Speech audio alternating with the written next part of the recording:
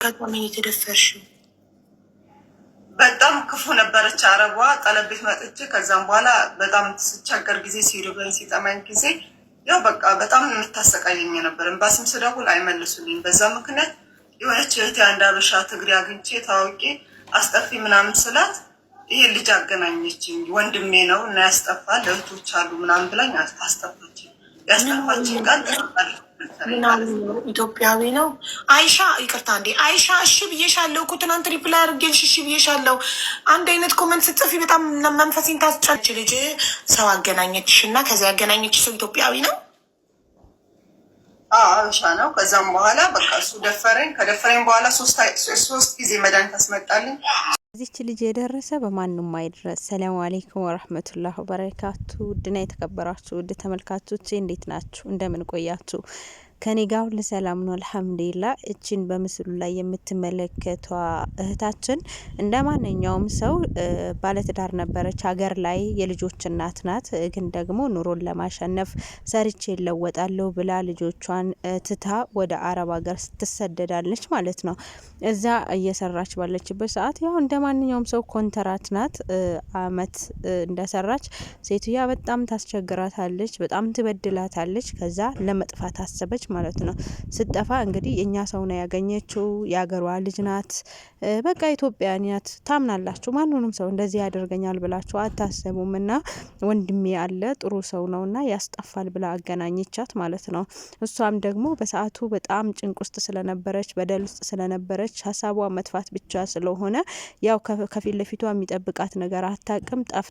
ጠፍታ የተሻለ ቦታ ለማግኘት የተሻለ ስራ ለመቀየር ያንን ስትበደል የነበረዋን ያንን ነገር ለማቅለል ብላ ነበረ የወጣችው። ግን ደግሞ ከሷ የባሰባት ደግሞ የኛው የራሳችን ዜጋ ነው። ምንድነው የሆነችው? መግቢያ ላይ እንደሰማችሁት ያው ሀገር ላይ ባለትዳር እንደሆነች የልጆች እናት እንደሆነች ታውቃላችሁ። ከዛ በኋላ ደግሞ እሷ ስደት በወጣችበት እንግዲህ ከሴትዮዋ ቤት እንዳልኳችሁ የሚያስጠፋት ሰው የሆነች ጓደኛዋ አገናኝታት፣ ያ ልጅ ደግሞ ደውላለት ምናምን ተገናኙ፣ አስጠፋት፣ ወደ ቤቱ ወሰዳት። ከዛ በኋላ ደግሞ አስገድዶ ደፈራት ማለት ነው።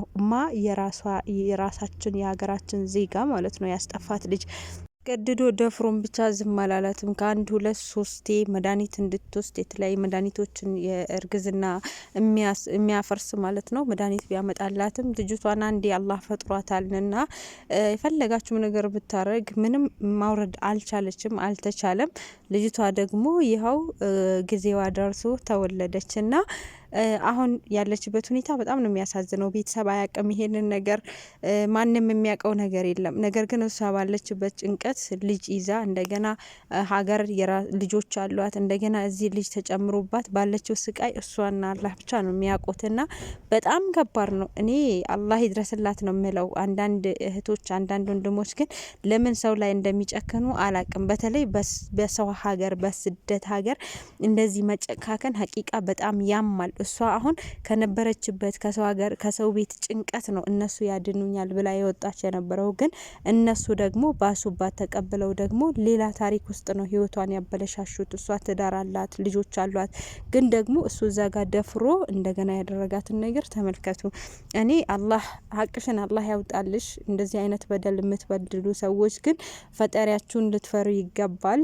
በጣም ብዙ እህቶቻችን አሉ እንደዚህ አይነት ነገር የሚደርስባቸው ቤት ኑሯቸው ህይወት ኑሯቸው ልጅ ኑሯቸው ግን ደግሞ የተሻለ ህይወት ፍለጋ በወጡበት ደግሞ እኛ እናስጠፋለን እያሉ ወስዶ እንደፈለጉ የሚያደርጓቸው እንደፈለጉ የሚጫወቱ በጣም ብዙ ወንድሞቻችን አሉና አላህን ልትፈሩ ይገባል። ሀቂቃ በጣም ያማል። አሁን እቺ ልጅ ከማጋ መሆን እንዳለባት ራሱ ምን ብላ መናገር እንዳለባት ራሱ ግራ ገብቷታል። አላህ ይድረስላት። ግን እኔ ሄቶቼ ማለት የምፈልገው ነገር ማንን ሰው ምንነቱን ሳታውቁ ቤተሰቦቻችሁ ሳይሆን ዝም ብሎ አስጠፋለሁ። በተለይ ደግሞ ሶሻል ሚዲያ ላይ ብዙ ጊዜ እመለከታችኋለሁ።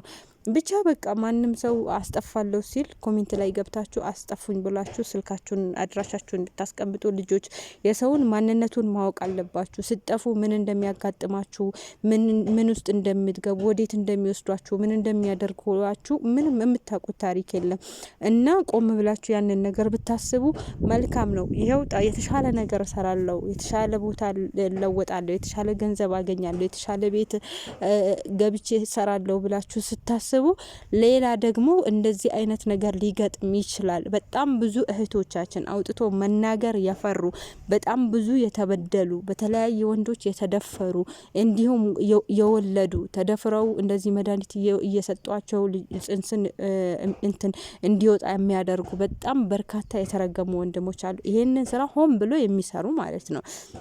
እና ጥንቃቄ አድርጎ ሀቂቀተን የት መውጣት እንዳለባችሁ ወይም ቤተሰቦቹ እህት ወንድማችሁ ካልሆነ በስተቀር እንደዚህ የሀገሬ ልጅ ነው ብሎ እንደዚህ ደፍሮ መውጣት ቢቀርባችሁ የተሻለ ነው። በጣም ብዙ የደምን በሚያለቅሱ እህቶችን ስላየሁ ማለት ነው፣ ብዙ ልጆችን ስለተመለከትኩ እና ማንም ያገኛችሁትን ሰው ማመን የለባችሁም። እኔ ምናልባት የተሻለ ነገር አገኝታችሁ እህት ካላችሁ ወንድም ካላችሁ የገዛ የእናታችሁ ልጅ ካልሆነ በስተቀር ዝም ብላችሁ ውጡ አልላችሁም። በፍጹም እኔ ደግሞ አልደግፈውም። ለመሰላችሁ እናንተ አንድ ላይ ኮንትራት አንገታችሁን ደፍታችሁ ብትሰሩ ነው የሚሻለው፣ ህይወታችሁን ከምታበላሹ ማለት ነው።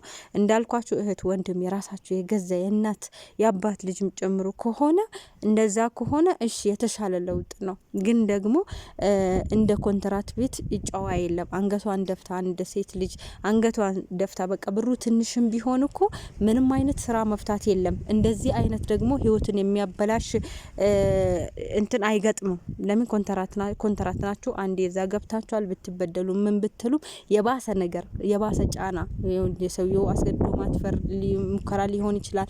ሴትዮዋ ከአቅም በላይ የሚያደርስ ችግር ውስጥ የምትከታችሁ ከሆነ እሺ ስራ ጫና የሚበዛባችሁ በጣም የምትበድላችሁ ከሆነ እንደምንም ህይወታችሁን ለማስመለጥ እጥፉ። ከዛ ያለፈ ግን የተሻለ ገንዘብ አገኛለሁ፣ የተሻለ ቤት ቀይራለሁ እንዲህ ብላችሁ በተለይ ደግሞ ገንዘብን አስመልክታችሁ ወይም ደግሞ እንደዚህ ውጭ ያሉ ልጆች የተለያየ ልብስ ስለሚለብሱ የተለያየ ነገር ስለሚያደርጉ ያን ነገር የተሻለ ነገር አድርጋለሁ ብላችሁ የምትጠፉ ልጆች እኔ አልደግፋችሁም። ለመሰላችሁ እነሱ አሁን ውጭ ያሉ ልጆች ለጊዜው ያብረቀርቁ እንጂ ውስጣቸውን አላህ ብቻ ነው የሚያውቀው። ምንም ገንዘብ አይዙ ከናንተ በላይ ወጪ ያለባቸው እናንተ ምንም አይነት ወጪ የለባችሁም ኮንትራት እስከሆናችሁ ድረስ ማለት ነው። ኮስሞ ከሰዎችን የሚገዛላችሁ የቤት ኪራይ የለባችሁም፣ የቀለብ የለባችሁም። በቃ ሁሉም ነገር እዛው ተችሎላችሁ ነው ጥሬ ደሞዛችሁ የምትቀበሉት። ስራ መፍታት የለም፣ ቤት መቀመጥ የለም፣ ብዙ ነገር አለ እናንተ ማታውቁት ማለት ነው። ስለዚህ እንደኔ ግን አንገታችሁን ደፍታችሁ በሰላም ህይወታችሁን ሳታበላሹ ኮንትራታችሁን ጨርሳችሁ ሀገራችሁ ብትመጡ የተሻለ ነው እላለሁ። ግን የተሻለ ነገር ፈልጋለሁ ብላችሁ በምትወጡ ሰዓት እንደዚህ አይነት ነገር ሊያጋጥማችሁ ይችላል። ህይወታችሁ ሊበላሽ ይችላል። ህይወታችሁ ሊጎሳቆል ይችላልና ምንም ነገር ቢሆን የሐላላችሁን በስርዓት ተሰርታችሁ በስርዓት ሀገራችሁን ብትመለሱ የተሻለ ነው። ያው ይሄንን አይቶ ሁሉም ትምህርት ሊወስድበት ይገባል። ቪዲዮውን ሼር አድርጉት፣ ለሁሉም እህቶቼ እንዲደርስ ሼር አድርጉልኝ። እንግዲህ የዛሬ ቆይታ ይሄን ይመስል ነበር። በሌላ ጊዜ ደግሞ በሌላ ቪዲዮ ተመልሰን እስከምንገናኝ በያላችሁበት ሰላም ሁኑልኝ። ሰላም አለይኩም ወራህመቱላሂ ወበረካቱ።